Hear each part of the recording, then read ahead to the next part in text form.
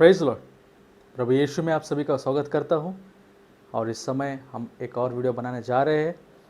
सबसे पहले मैं कहना चाहता हूं कि इस वीडियो को बनाने का उद्देश्य किसी के विचारों को, किसी के भावनाओं को या संप्रदाय को ठेस पहुंचाना नहीं है, बल्कि पवित्र शास्त्र के द्वारा उसके सत्य वचनों को आपके सामने रखने का छोटा सा प्रयास है। प्रभु यीशु आप सभी को आशीष करे।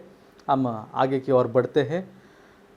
अब मैं आपको एक कहानी बताना चाहता हूँ। वो कहानी मेरे बचपन की है। साधारणतः सभी के बचपन की यही कहानी होती है। तो मेरे बचपन की कहानी ऐसी है कि जब मैं छोटा था तो उस समय में टीवी पर कुछ ऐसे प्रोग्राम्स लगते थे, जो ऐसे सीरियल्स लगते थे जिनमें राक्षस दानव ऐसे पाए जाते थे। तो वो प्रोग्राम देखकर तो हमें डर लगता था। और जिस समय वो सीन आएगा, जैसे कोई राक्षस आता है, कोई दानव आता है उसमें, तो वो सीन आता है तो तुरंत हम क्या करते थे, अपनी आंखों को बंद कर लेते थे और फिर सपने में भी उनको ही पाते थे और हमेशा डर में रहते थे कि कहीं राक्षस बाथरूम से ना बाहर आ जाए या बेडरूम से ना बाहर आ जाए, मुझे पकड़ ले। तो ये डर हमारे अंदर रहता था, राइट।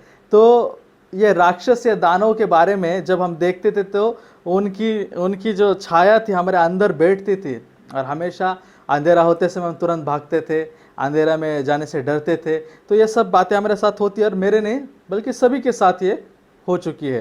तो उस समय हमारे जो माता पिता है हमें समझाते थे कि ऐसा कुछ नहीं होता है, वो खाली दिखाने के लिए करते हैं, उनका चैनल चलने के लिए, वो सीरियल चलने के लिए वो लोग ऐसा दिखाते हैं राक्षस को, दानव को, लेकिन ऐसा कुछ नहीं रहता है, आप डरो मत। तो उनके बात पर विश्वास करके हम लोग शांत होते थे, लेकिन फिर भी डरना नहीं छोड़ते थे। डर तो हमारे अंदर ही रहता था। तो मेरा विषय ये था, क्या सच में दानव है?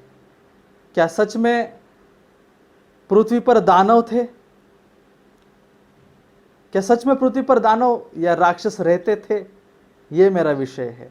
तो इस विषय पर मैं आज बात करना चाहता हूँ और ये प्रभु की दया से है, प्रभु की ओर से है। तो प्रभु आप सभी को आशीष करे। हम बढ़ते एक वचन को पढ़ेंगे, उत्पत्ति इसका 6ठा अध्याय 4थे वचन को हम पढ़ेंगे।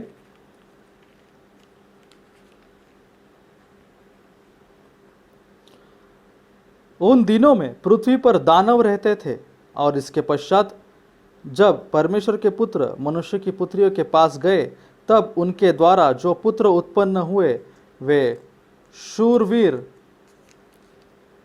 होते थे, जिनकी कीर्ति प्राचीन काल से प्रचलित है। आमीन। इस वचन के लिए हम प्रार्थना करेंगे, फिर आगे बढ़ेंगे। सर्वशक्तिमान परमेश्वर, राजाओं के राजा, आपके नाम को धन्यवाद करते हैं खुदावन। इस सुंदर से समय के लिए धन्यवाद करते हैं खुदावन।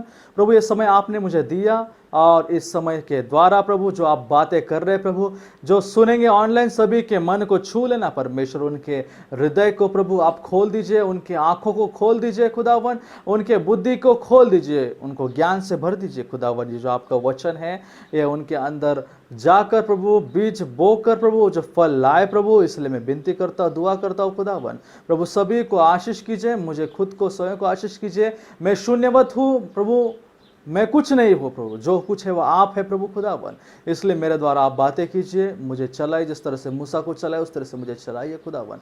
सब कुछ आपके हाथों में सौंपता हूँ प्रभु। इस छोटी सी प्रार्थना को प्रभु यीशु मसीह के नाम से मानता हूँ, आमीन। Praise the Lord. तो प्रियो, वचन जो कहता है कि उन दिनों में पृथ्वी पर दानव रहते थे। अब जब तक हम छोटे थे, जब तक परमेश्वर के कलाम को, पवित्र शास्त्र को नहीं पढ़ते थे, तब तक हमें कुछ पता नहीं होता था।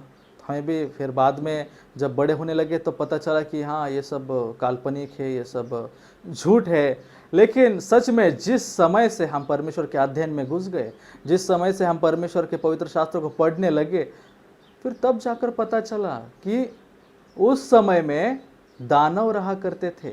दानव यानी राक्षस। तो राक्षस रहा करते थे। कलाम कहता है, पवित्र शास्त्र कहता है कि उन दिनों में पृथ्वी पर दानव रहते थे। उन दिनों में पृथ्वी पर दानव रहते थे, यानी कि परमेश्वर का वचन जो कहता है वो सत्य है। जिस तरह से बाइबल में लिखा है कि ये पवित्र शास्त्र आत्मा से प्रेरित होकर लिखा गया है, राइट। तो जो भी बात है वो सच है। इसमें जो भी बात लिखी है 100% सच है और मैं इस पर विश्वास करता हूँ कि वचन जो कहता है, 6 अध्याय 4 वचन जो कहता है कि उन दिनों में पृथ्वी पर दानव रहते थे, पृथ्वी पर दानव रहते थे, राइट। तो इस पर मैं विश्वास करता हूं कि अगर वचन कहता है, अगर कोई इंसान कहता तो मैं विश्वास नहीं करता। अगर कोई मेरा पड़ोसी कहता या फिर कोई मेरा रिलेटिव या कोई रिश्तेदार कहता तो मैं विश्वास नहीं करता। लेकिन परमेश्वर का पवित्र शास्त्र कहता है कि उन दिनों में पृथ्वी पर दानव रहते थे, तो मैं विश्वास करता हूं। तो ये जो प्रश्न था, क्या सच में पृथ्वी पर दानव रहते थे, तो इसका उत्तर अभी मुझे मिला कि जी हाँ, जरूर पृथ्वी पर उस समय दानव रहते थे। ये सिद्ध होता है पवित्र शास्त्र के वचन के द्वारा और परमेश्वर के शब्द के द्वारा सिद्ध होता है कि दानव हमारे बीच में रहते थे, पृथ्वी पर रहते थे। जहां पृथ्वी पर कौन रहता है? इंसान रहता है, वहां दानव भी थे। तो वचन के अनुसार यह बात सच है। हम और एक वचन पढ़ेंगे, गिनती उसका 13वां अध्याय 33वें वचन को पढ़ेंगे और उस वचन के माध्यम से भी हम देखते कि सच में वचन क्या कहता है दानव के बारे में। फिर हमने वहां नपीलों को, अर्थात नपीली जाति वाले अनाक वंशियों को देखा और हम अपनी दृष्टि में उनके सामने टिड्डे के समान दिखाई पड़ते थे और ऐसा ही उनकी दृष्टि में मालूम पड़ते थे। अब वचन क्या कहता है कि अनाक वंशियों को उन्होंने देखा। अनाक वंशियों को, अनाक वंशी यानी दानव, उनको दानव कहते थे। वो अनाक वंशी जो बहुत ही लंबे रहते थे, बहुत ही चौड़े होते थे और बलवान होते थे और उनसे सभी डरते थे। तब वचन कहता है कि ये कहते हैं कि हम लोग टिड्डियों की तरह दिखते थे उनके सामने, जैसे चींटियां होती है उस तरह से। आप सोचिए, जब हम खड़े हैं तो हमारे सामने अगर एक चींटी है तो वो कितनी इतनी छोटी सी दिखती है, राइट। तो अब सोचिए हमारे मुकाबले टिड्डी कितनी छोटी लगती है। उसी तरह से अनाक वंशियों के मुकाबले हम इंसान एकदम छोटे दिखते थे। उसका वर्णन पवित्र शास्त्र में लिखा है। फिर से हम वचन को पढ़ते हैं। फिर हमने वहां नपीलों को, अर्थात नपीली जाति वाले अनाक वंशियों को देखा। किसे? अनाक वंशियों को देखा और हम अपनी दृष्टि में उनके सामने टिड्डे के समान दिखाई पड़ते थे। हम उनके दृष्टि में, किनके? अनाक वासियों के वंशियों के दृष्टि में टिड्डियों के समान दिखाई देते थे। इतने वो ऊंचे थे, इतने लंबे थे, राइट।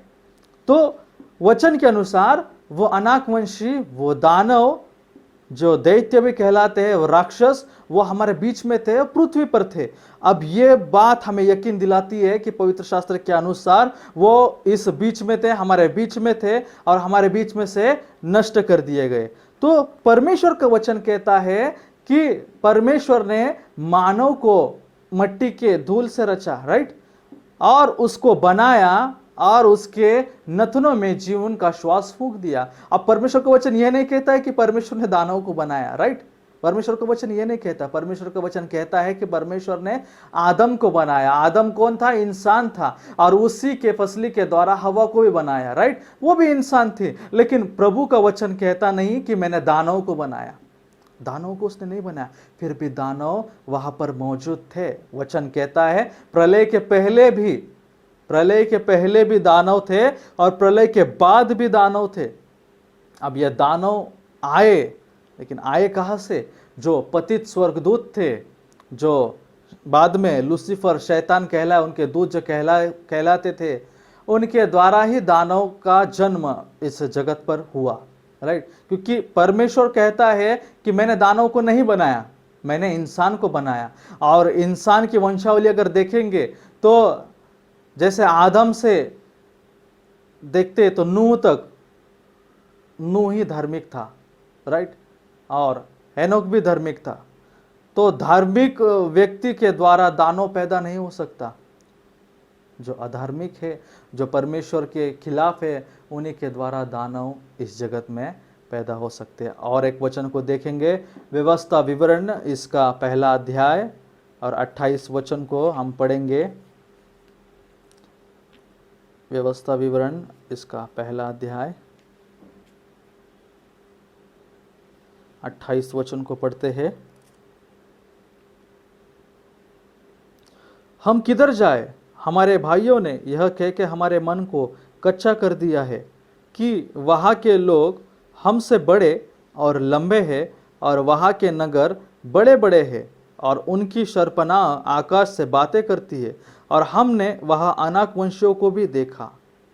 अब वचन क्या कहता है कि वहाँ के लोग,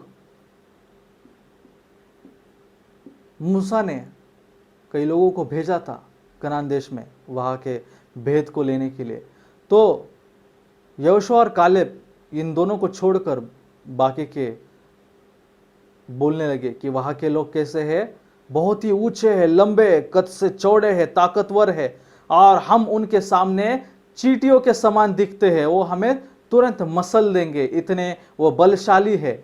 लेकिन यहोशुआ और कालेब ने कहा कि यहोवा हमारे साथ है, हम उन्हें हराएंगे।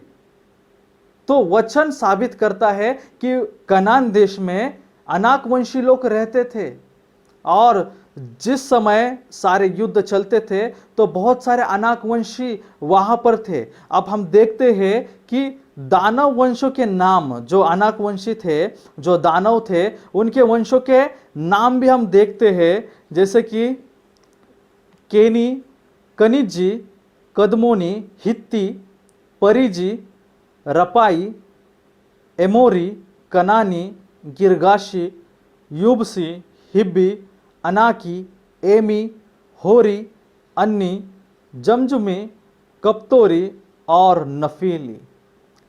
ये अनाक वंश के जो लोग थे, जो दानव थे, उनके कुल के नाम है, उनके जाति के नाम है और ये नाम हमें पवित्र शास्त्र में पाए जाते। इसका पूर्ण इसका जो सबूत है, जो हमारे पास जो सबूत है, वो कहता है कि अनाक वंशी जो दानव थे वो पृथ्वी पर थे और ये उनके जाति के नाम है।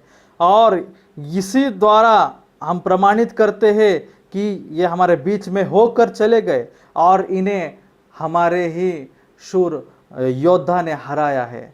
उन्होंने लड़कर इन्हें पराजित किया और उनके पूरे शहर को अपने कब्जे में ले लिया, जैसे यहोशुआ ने किया, कालेब उन्होंने किया, उनको खत्म कर दिया अनाक वंशियों को।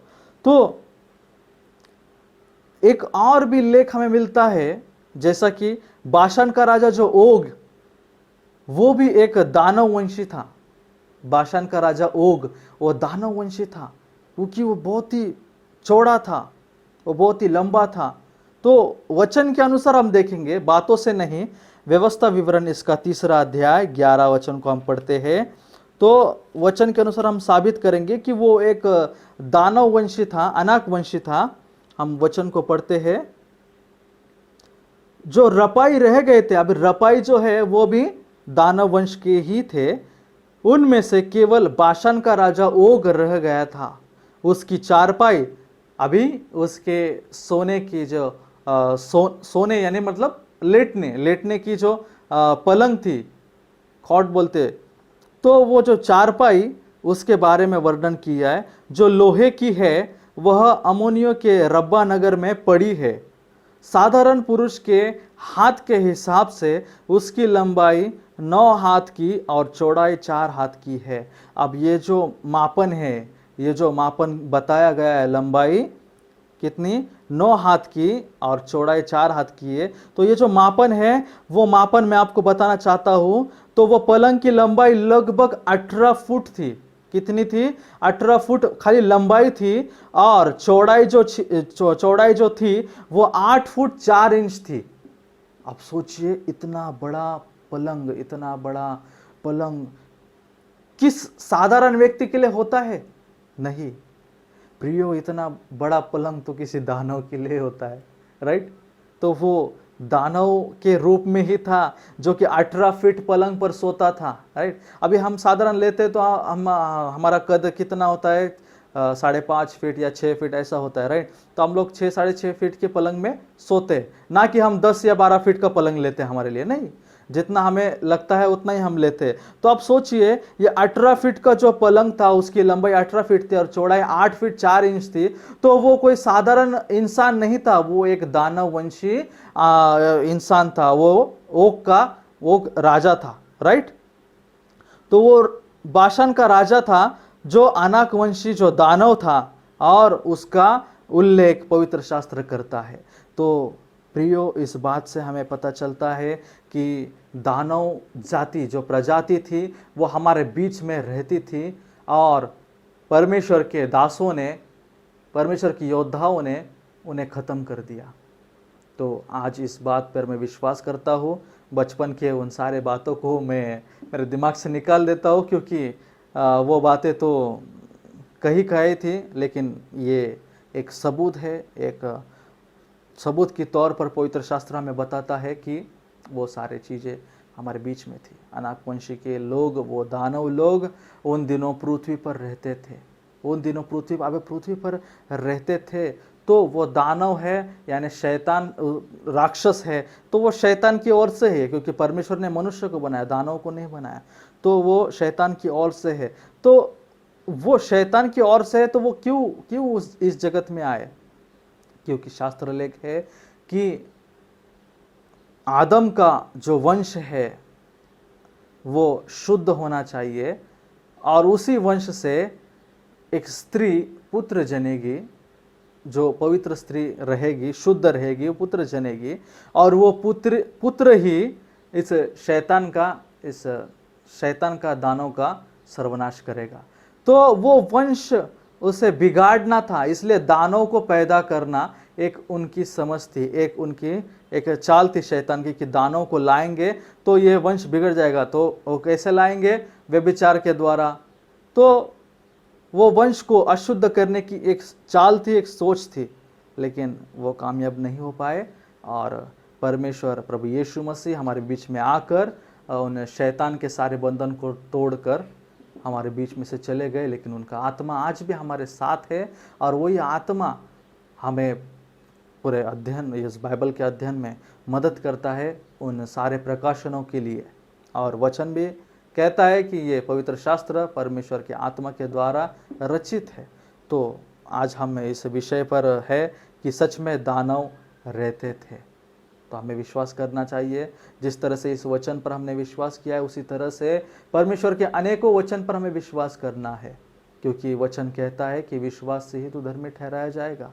और विश्वास से अगर तू कहेगा कि इस पहाड़ को उठ और समुद्र में जाकर गिर, तो वो ज़रूर गिरेगा। अब ये तो इंसान की नज़रों से असंभव चीज़ है, लेकिन परमेश्वर के नज़रों से संभव है। क्योंकि प्रभु कहता है कि इंसान को जो मुश्किल है, जो असंभव है, वो परमेश्वर को संभव है, वो प्रभु कर सकता है। तो हमारा परमेश्वर जीवित है, और उसका वचन कहता है कि दानव थे तो थे। अब आगे और भी नए वीडियोस में लाऊंगा, और मैं आशा रखता हूँ कि आप इन वीडियो को देखकर परमेश्वर के वचन को समझिए और जानिए, और परमेश्वर के वचन में बढ़िए। और आप भी खोजने का प्रयास कीजिए, प्रभु का वचन क्या कहता है, परमेश्वर वचन में क्या कहता है। आप खोजिए उसे, तो आपको भी पता चलेगा कि परमेश्वर क्या कहना चाहता है। तो नए नए वीडियो आते रहेंगे। तो आप इस वीडियो को, अगर आपको अच्छा लगे तो लाइक कीजिए और सब्सक्राइब कीजिए, ताकि आपको नए नए वीडियो के नोटिफिकेशन आते रहेंगे।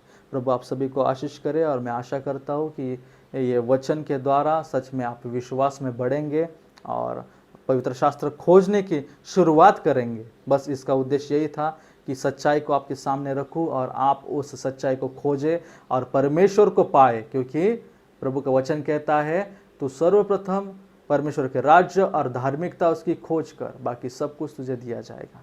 तो प्रभु आप सभी को आशीष करे, इस वचन के द्वारा प्रभु सबको आशीष करे।